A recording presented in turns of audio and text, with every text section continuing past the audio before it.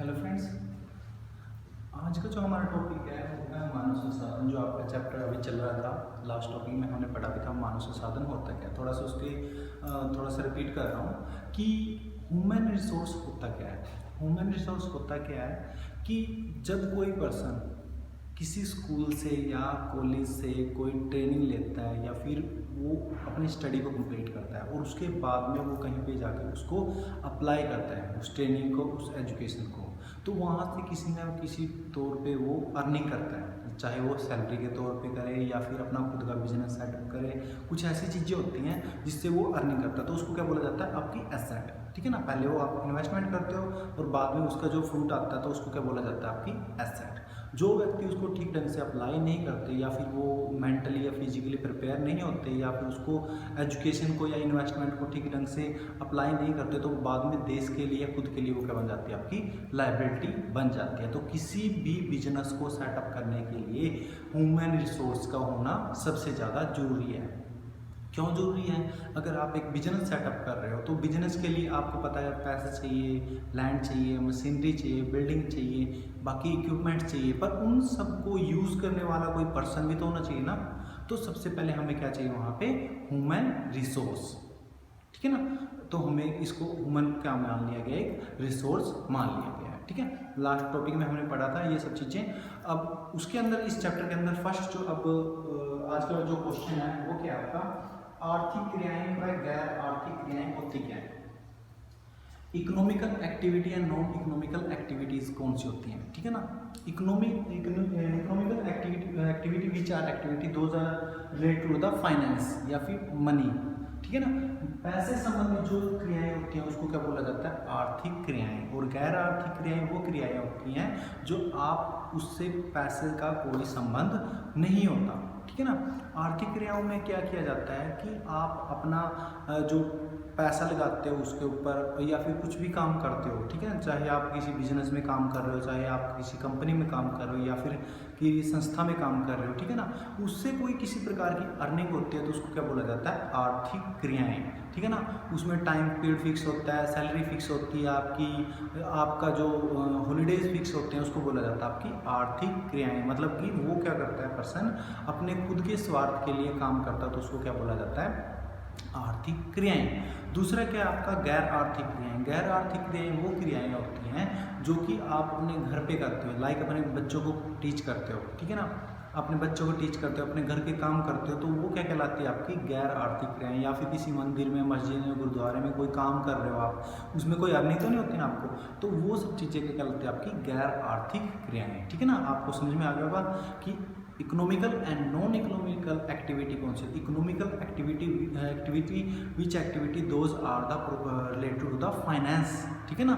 जो पैसे संबंधित होती है उसको बोला जाता है आर्थिक क्रियाएं। और जो नॉन इकोनॉमिकल एक्टिविटी होती है जो पैसे संबंधित नहीं होती, जैसे आपके मम्मी पापा आपके लिए कुछ काम करते हैं, आपके लिए खाना बनाते हैं, कुछ भी काम करते हैं, तो वो क्या कहलाती है, आपकी नॉन इकोनॉमिकल एक्टिविटी। ठीक है। फर्स्ट आपका ये क्वेश्चन क्लियर है। सेकंड क्वेश्चन है, महिलाएं क्यों कम वेतन पर नियोजित होती हैं। क्वेश्चन है, महिलाएं कम वेतन पर क्यों नियोजित होती हैं। यानी कि जो देखो, हमारे समाज में दो तरह के लोग काम करते हैं, एक मैन, दूसरा विमेन। ठीक है ना। जो आपको पता है किसी भी आप संस्था में चले जाते हो तो वहाँ पे जो मैन होता है उसकी जो सैलरी होती है ज़्यादा होती है और फीमेल की क्या होती है, कम होती है। ठीक है। रीज़न क्या होता है, अब यही पूछ रहे हैं कि जो औरतों को कम वेतन क्यों दिया जाता है। ह्यूमन रिसोर्स की बात कर रहे हैं ना। ह्यूमन रिसोर्स के तो ह्यूमन बीइंग आ गया। ह्यूमन बीइंग के अंदर दो चीज़ें आ गई, एक मेल और दूसरा फीमेल। तो फीमेल को कम वेतन पर क्यों रखा जाता है बजाय कि मैन की। तो वहाँ पे रीज़न क्या है, फर्स्ट जो बेसिक से आपको पता है कि पहला रीज़न क्या है कि नेचर वाइज जो मैन है वो मैन से स्ट्रॉन्ग होता है। ठीक है। फर्स्ट रीज़न ये है। सेकंड रीज़न क्या है कि ज़्यादातर जो महिलाएं होती हैं उनको अपने इंडिया जैसे कंट्री है उनके अंदर महिलाओं को बाहर जाने की कम अनुमति होती है, यानी कि वो कम ही मतलब बाहर के, जैसे मान के चलो गुड़गांव, दिल्ली, मुंबई ऐसी सिटीज़ में कम प्रेफर किया जाता है। मान के चलो हम गांव से बिलोंग करते हो तो अपने जो मदर है, सिस्टर है, इन सबको बाहर जाने के लिए अनुमति नहीं देते, ठीक है ना। तो ये भी रीज़न है, उनको मजबूरन यहीं पे लोकल यहाँ पे कम वेतन पे काम करना पड़ता है। थर्ड पॉइंट इसके अंदर क्या आता है कि महिलाओं को जो नेचुरली जो चीज़ें होती है, लाइक मंथली प्रॉब्लम होती है, या फिर उनको उससे रिलेटेड कई चीज़ें होती है, प्रेगनेंसी होती है, या फिर बहुत सारी प्रॉब्लम होती है, स्ट्रेस प्रॉब्लम होती है, ये सब चीज़ें होती है जिस कारण से महिलाओं को वेतन कम दिया जाता है और वो काम करने में असमर्थ होती हैं। तो ये भी मुख्य कारण होता है कि महिलाओं को कम वेतन दिया जाता है। उनके हॉलीडेज थोड़ा सा ज़्यादा होते हैं क्योंकि उनके पास नेचुरली कुछ प्रॉब्लम्स वगैरह होती हैं, ठीक है। आई होप आपको ये समझ में आ गया। सेकंड क्वेश्चन, थर्ड क्वेश्चन है बाजार क्रियाएं व गैर बाजार क्रियाओं में अंतर। बाजार क्रियाएं, बाजार लाइक ए मार्केट, वो गैर बाजार क्रियाएं जिसमें आप बाजार में कोई काम नहीं करते। बाजार क्रियाओं में क्या है, मान के चलो मेरे पास 5 एकड़ है, 5 एकड़ में मैंने गेहूं लगा रखी है, तो गेहूं 5 एकड़ गेहूं को तो खाऊंगा तो नहीं मैं ना, ठीक है ना, तो उसका यूज़ तो नहीं करूंगा ना। मैं क्या करूंगा, उसमें से जितनी मुझे हर साल मैं यूटिलाइज करता हूँ, मैं अपनी कंज्यूम करता हूँ उनको, तो वो तो मैं रख लेता हूँ अपने पास, और बाकी जो रिमेनिंग होती है मैं वो मार्केट में सेल कर देता हूँ, ठीक है ना। बाजार क्रियाओं में क्या किया जाता है, जो आप चीज़ें बनाते हो, प्रोड्यूस करते हो, उसका मेन मोटिव क्या होता है, कमर्शियल। कमर्शियल का मतलब कि आप वो चीज़ें बनाते हो बेचने के, आप वो चीज़ें बनाते हो बेचने के उद्देश्य से, ठीक है ना। वो चीज़ें बनाते हो आप, ठीक है, आपने यहाँ देखिए यहाँ पे बेचने के उद्देश्य से आप ये चीज़ें बनाते हो। उसके बाद क्या है कि दूसरी आपके पास गैर बाजार क्रियाएं। गैर बाजार क्रियाएं वो क्रियाएं होती हैं जो कि आप अपने सेल्फ्स के लिए बनाते हो, लाइक थोड़ी जगह है आपके पास तो वहाँ पे आप कोई खाने पीने की चीज़ें बनाते हो और अपने लिए वो चीज़ें बनाते हो, तो उसको बोलते हैं गैर बाजार क्रियाएं, ठीक है। फोर्थ क्वेश्चन है बेरोजगारी के उत्तरदायी कारणों का वर्णन करें।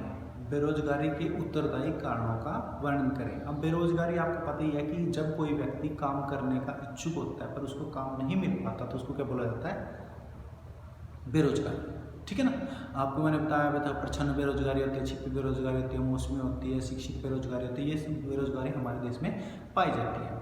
तो बेरोजगारी क्लियर है कि जब व्यक्ति काम करने का इच्छुक, लाइक मैं काम करने का इच्छुक हूँ, मेरी योग्यता भी है और मेरी इच्छा भी है, मैं काम करने का इच्छुक हूँ, पर मुझे काम नहीं मिल पाता तो उसको क्या बोला जाता है, बेरोजगारी, ठीक है ना। उसके उत्तरदायी कारण क्या है, यानी कि रीज़न क्या है, क्या कारण है कि वो बेरोजगारी है हमारे देश के अंदर। सबसे पहले तो जनसंख्या, पॉपुलेशन डे बाय डे बढ़ती जा रही है, तो गवर्नमेंट कहाँ तक किस चीज़ का पैसा वगैरह देगी या फिर उनको रोजगार देगी। एक पर्टिकुलर दे सकते हैं ना, एक कारखाने में 10 व्यक्ति की जरूरत है, अब बेरोजगार है 50, ठीक है ना, तो वो अब जरूरत ही जब 10 लोगों की है तो 50 बाकी 40 को कैसे काम दे सकती है वो, ठीक है ना।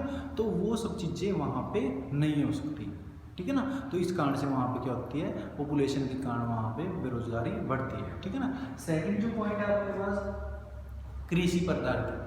कृषि पर आधारित का मतलब है कि हमारे इंडिया के अंदर ज़्यादातर लोग कृषि पर आधारित है, और कृषि पर आधारित का मतलब क्या होता है, यहाँ पे छिपी बेरोजगारी होती है। छिपी बेरोजगारी है मतलब कि जहाँ पे जितने व्यक्तियों की जरूरत होती है उससे ज़्यादा व्यक्ति काम पे लगे तो उसको बोला जाता है छिपी बेरोजगारी।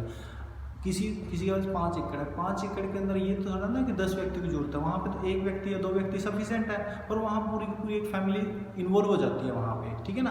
तो उनकी वहाँ पे जरूरत नहीं होती, ठीक है ना, वहाँ पे उनकी जरूरत तो नहीं होती, तो इस कारण से वहाँ पे क्या पाई जाती है, छिपी बेरोजगारी, ये भी मुख्य कारण पाया जाता है।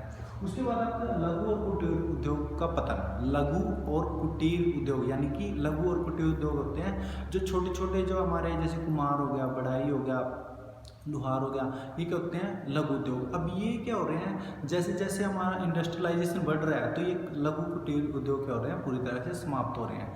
अब एक चाइनीज़ मार्केट ने पूरी तरह लघु उद्योग को क्या कर दिया, ख़त्म कर दिया है। अब पहले दिए वगैरह जलाए जाते थे, मोमबत्ती वगैरह जलाई जाती थी, इसकी जगह पे क्या आ चुके हैं, लड़ियाँ वगैरह आ चुकी हैं। तो ये मुख्य कारण होते हैं अपने बेरोजगारी, ठीक है ना। तो यहाँ पे चैप्टर समाप्त होता है। और ये जो आपने संसाधन ह्यूमन रिसोर्स जो हमने पढ़ा था, ये चैप्टर यहीं पे कंप्लीट होता है। आई होप आपको ये समझ में आ गया होगा। इसके अंदर गैर आर्थिक क्रियाएं, बाजार, ये सब चीज़ें वहाँ पे आती हैं। Thank you.